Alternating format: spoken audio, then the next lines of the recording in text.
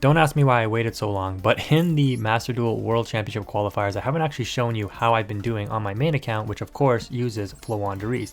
Quick showcase of the deck list, I will also link it in the description, but this deck has been absolutely fantastic. I haven't been able to grind too much, but you can see that we have a 95% win rate over the past week, and with this weekend being Victoria Day weekend in Canada, I should be able to hit max level no problem. So in the past 20 matches, we've only lost 5, and with the Duelist Cup being the way it is, you can actually resign and just like skip matches if you don't want to play them, because the penalty for losing isn't as great as the ranked mode. But let's go ahead and take a look at some of these matches now, and of course I'll be showing you what the final grind to get to Duelist level max will look like as well. You know, in certain scenarios, Floowandereeze can really be a complete lockdown control deck. What you're going to see here is us lose the coin toss, going second. The opponent is on a 60 card stack, but they end their turn without doing anything. This tells me two things. This was in like Duelist level 15, by the way, on the Duelist Cup. The opponent is either on all like hand traps and interruptions, and they drew no engine. I mean, they're playing 60 cards, and they're likely on branded tier limits at this stage, right? So because I draw a bird here, I'm actually going to opt to use extravagance to try to see if I bait out a hand trap, but drawing 2 here is totally fine too, because I have map and I have toucan. I don't need to prosperity if I don't have to.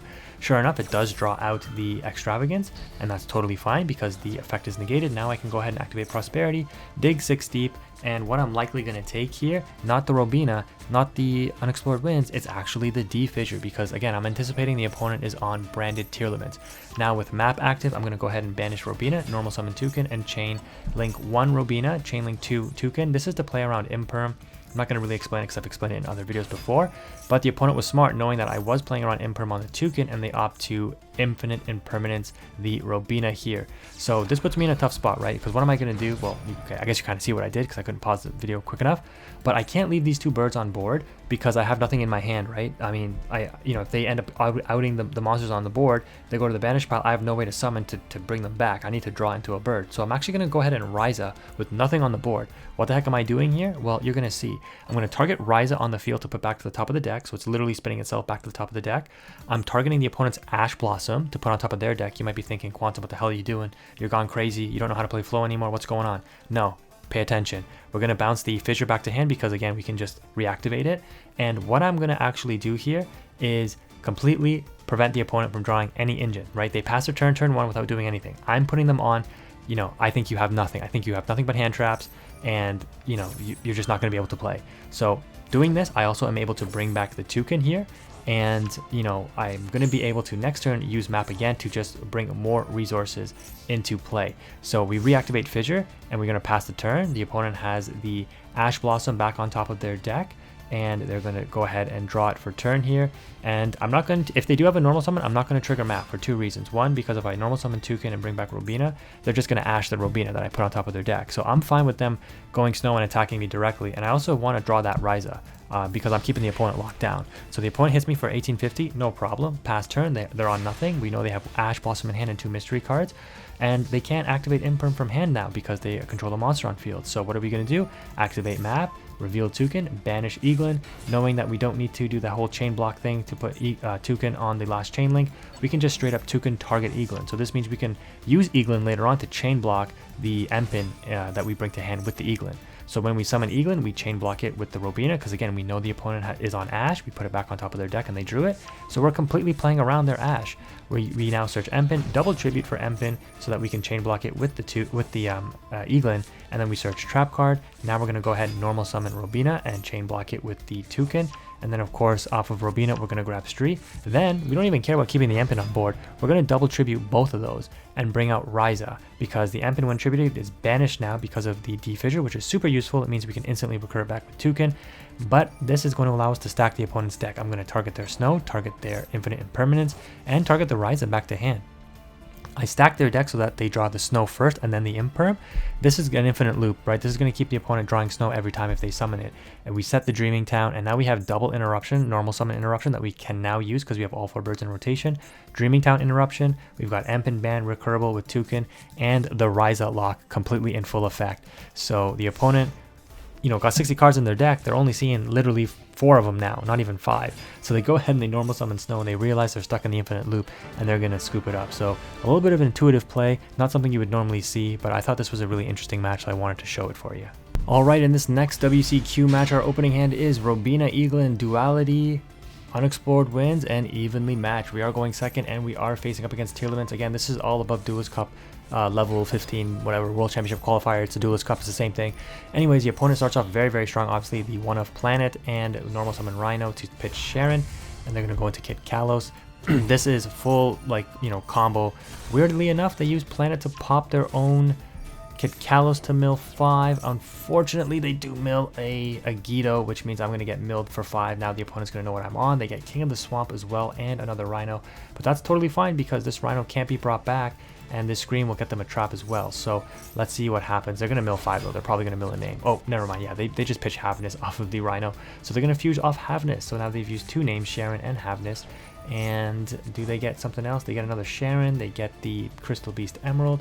We mill off their Duster. That's pretty good. Or they mill off their Duster. But they get a Grave Shuffler, which is we don't like those. Our mills, actually not too bad. We play 2 Toucan, so losing this one isn't that bad.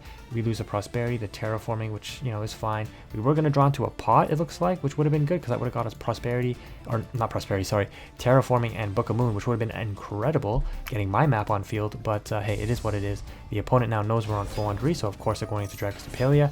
They've summoned the Sharon, pitching the Maxi, knowing that it's useless, and the mill 3 gets them the final fusion name. And a Kelback. This opponent literally got the nuts against me. He got both his millers. Sorry, he's got a shuffler. He's got his traps, like every trap milled. Like, are you kidding me? He got Select a Hand with Scream. Got every fusion name. How does Floowandereeze deal with this? Well, if you take a look here, there was a critical thing that they milled, which tells us they don't have it in hand, and that's the Tier Limits Crime. And I know when I play Tier Limits, I fear this card. I fear it a lot. I respect this card, and I'm going to make my opponent learn to respect it as well. So let them go ahead and finish off their plays. They are so scared of Floowandereeze, man. You've got Dragostapelia, you've got Sullik that you brought to hand, I'm pretty sure, and you got Kaleido, and then you still make a Baguska? Come on, man. You can't be that afraid of Floowandereeze. You should be afraid of this. And yeah, he ended that nightmare real quick. So I've got a pretty interesting match for you in the World Championship qualifiers, once again using Floowandereeze. Our opening hand is actually incredible to go second, assuming we can draw Engine, and we have a Pot of Duality, so hopefully we'll be able to dig into one if we don't draw one for turn. The opponent starts off revealing that they are on Sword Soul, and I just activate Shifter right away because I don't even want this card going to graveyard because it is a potential banish target for like Chisao and Taya, and I just want everything to get banished. So if they do intend to play with the Moyi, and it looks like they are, they're going to also get the Moyi banished, which means no draw 1. Off the Chisao though, they will get the search, and they do indeed search Longyang. They reveal Longyang and pitch the Adhara that they revealed off Moye. This is going to get them into a Synchro 10. Most likely they go into Baron here, but they actually go for the new Icejade card. This card is actually kind of cool. I actually love seeing this. I actually have this card in real life, and I have it in my own Sword Soul deck, but haven't actually played it in real life yet. Anyways, quick effect, you can activate this effect. Face-up monsters you control cannot be destroyed or banished by your opponent's card effects this turn. Then, if you activated this effect in response to your opponent's card or effect activation, and your opponent has cards with that name on their field and or graveyard, you can banish those cards. So this card, as I understand it, if I just activate a card, they can just activate this effect and then banish that card. So if I activate my Unexplored Winds, and I didn't know it worked like this, if I just activate it, it's on the field, they can just be like, all right, quick effect, you can't banish my monsters. Oh, and by the way, I'm doing it in response to your activating of the Unexplored Winds. I'm banishing that card.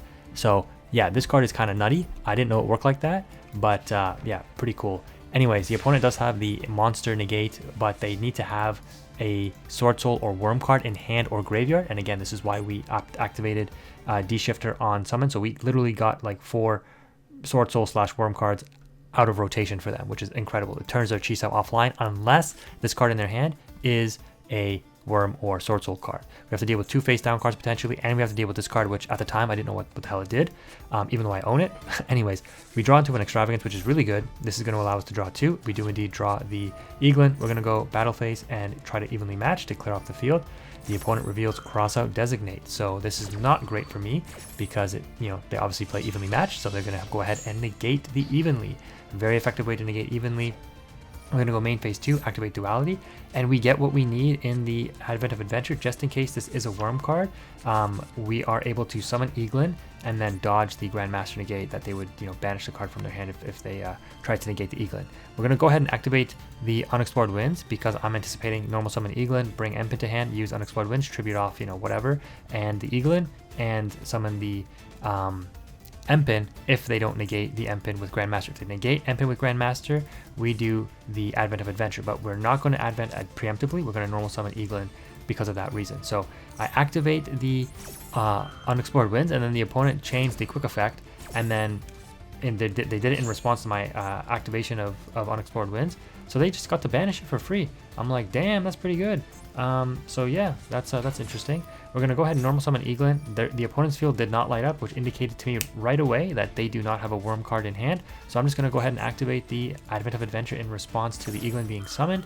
I've already used the Icejade interruption up, or the opponent already used it up, so that's good. And obviously off of the Advent of Adventure, we have to search Robina. So now that Eaglin has resolved, we're gonna normal summon Robina to hand and bring back the Eaglin, or chain block it with the Eaglin. And then this is going to search the Toucan. We're going to go ahead and normal summon Toucan because we already used Eaglin for turn. And that's going to grab back the Unexplored Winds that the opponent banished. So we've got double power spells in rotation. And you already know with the M-Pin, we're going to grab Map. So we've got all three Floowandereeze power spells in rotation. And we also have the D-Fissure. But we're still under Shifter. So you're going to see me go ahead and try to set up. And the opponent kind of realizes it's over. And they end up scooping. So pretty cool interaction if you haven't seen that new Icejade card yet. So hopefully you enjoyed those matches. I know that this video might have been longer than before, but again, just showing you the deck list. I will link the full deck list explanation video in the description. I highly recommend you watch that because it explains this deck list. I'm just going to go over what's in it, and knowing how to play it is a big deal, right? Obviously, as you can see, there's a lot of like unique concepts throughout those clips that I showed you that you need to understand in order to play this deck effectively, in my opinion. So the deck list is just 1 DD Crow, 3 Robina, 3 Eaglin, 1 Straight 2 Toucan, 2 Dimension Shifter, 1 Apex, 1 Ryza, 2 M-Pin, 1 Terraforming, 1 Gold Sarcophagus, 2 Pot of Duality, 3 Pot of Extravagance, 1 Pot of Prosperity, 1 Magnificent Map, 3 Dimensional Fissure, 2 Unexplored Winds, 2 Book of Moon, 3 Advent of Adventure, 3 Evenly Matched, and 2 Dreaming Town for a main 40. Never play over 40, only play 40, okay? If you're going to take one thing away from this, only play 40. The extra deck doesn't matter at all. As you can see, I didn't use it in any of my clips. I don't think I've even used it in Duelist Cup to date, or World Championship qualifiers to date. But if you were going to use it and you had some points you wanted to contribute, you would need to craft the Nightingale, the Downward Magician, and the Zeus. The rest of the cards in here are just like whatever you have. I have actually used this in ranked mode before to get like the access code. Again, I have that video on my channel if you want to go ahead and look at it.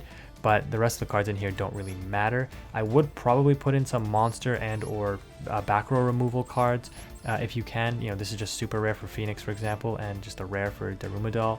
These cards can help you out Floodgates and things like that, which is very important. And then the Code Breaker is probably important as well because this card beats over Baguska.